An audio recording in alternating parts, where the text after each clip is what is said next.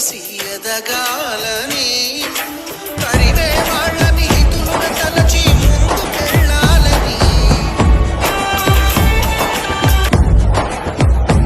ముఖ్యంగా ఈ డ్రగ్స్ అనేది మనము ఇప్పుడు వేరే దేశాలల్లో ఈ డ్రగ్స్ గురించి మనం వింటా ఉండే, కానీ ప్రస్తుతం మన భారతదేశంలో కూడా ఆ కల్చర్ వచ్చేసింది.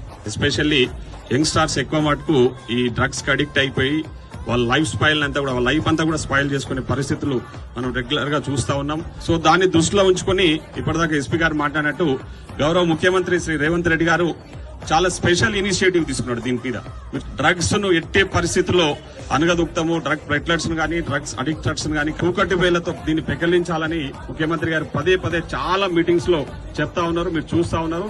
దానికి స్పెషల్ టీం కూడా అరేంజ్ చేసిందని చెప్పి కూడా నేను ఈ సందర్భంగా గుర్తు చేస్తా ఉన్నా.